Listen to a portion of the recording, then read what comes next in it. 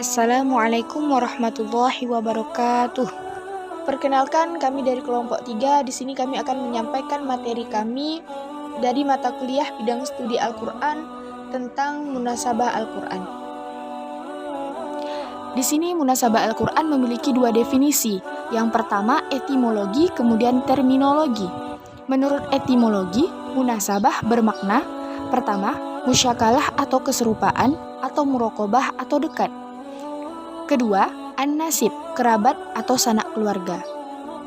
Jadi, munasabah Al-Qur'an diketahui berdasarkan ijtihad, bukan melalui petunjuk Nabi atau tauqif.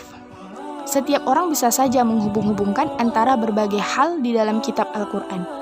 Kemudian menurut terminologi, Al-Zarkashi, munasabah adalah suatu hal yang dapat dipahami tatkala dihadapkan kepada akal, pasti akal akan menerimanya. Kemudian yang kedua, Manna Khalil Qottan mengatakan munasabah adalah keterikatan antara beberapa ungkapan di dalam satu ayat atau antar ayat pada beberapa ayat atau antar surah di dalam Al-Qur'an. Ketiga, Ibnu Al-Arabi mengatakan munasabah adalah keterikatan ayat-ayat Al-Qur'an sehingga seolah-olah merupakan satu ungkapan yang mempunyai kesatuan makna dan keteraturan redaksi. Keempat, Al-Biqai. Menurut Al-Biqai, munasabah adalah suatu ilmu yang mencoba mengetahui alasan-alasan di balik susunan atau urutan bagian-bagian Al-Qur'an, baik ayat dengan ayat atau surah dengan surah.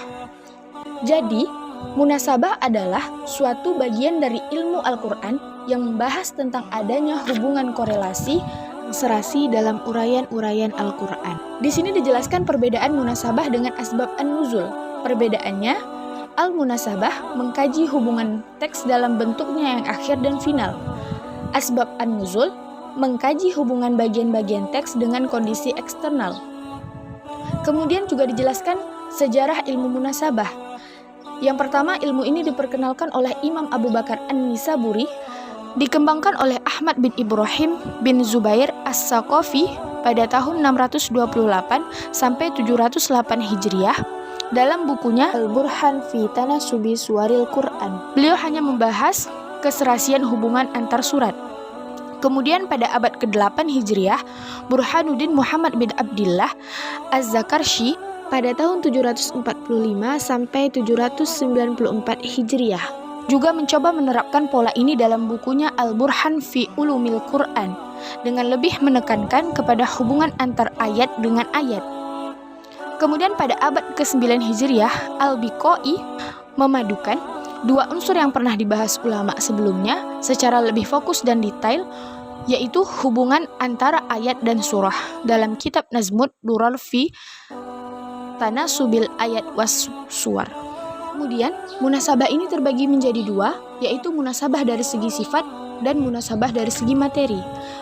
Munasabah dari segi sifat, yang pertama, Zahirul Irtibat, yang artinya munasabah ini terjadi karena bagian Al-Qur'an yang satu dengan yang lain nampak jelas dan kuat disebabkan kuatnya kaitan kalimat yang satu dengan yang lain.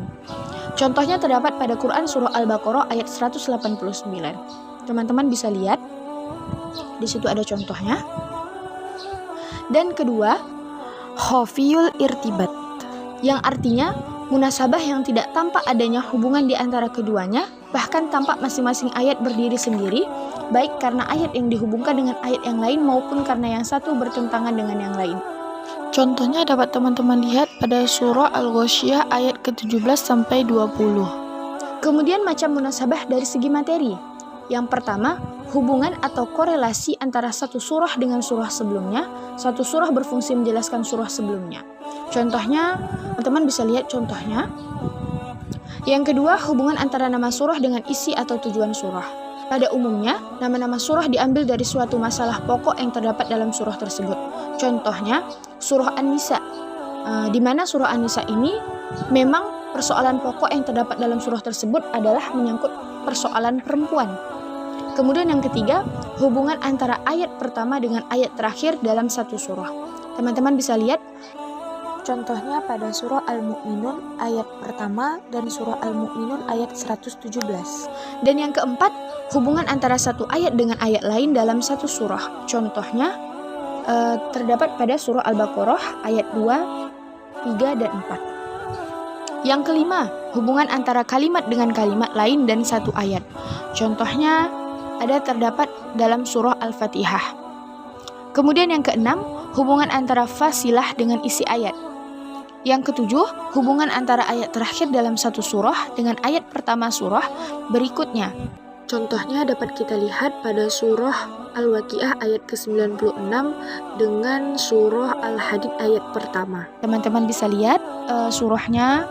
Dan yang terakhir, urgensi dan kegunaan munasabah, yaitu memudahkan memahami ayat Al-Quran, terutama ayat yang tidak disertai asbab an-nuzulnya, karena ayat-ayat Al-Quran satu sama lainnya sudah mempunyai hubungan yang erat.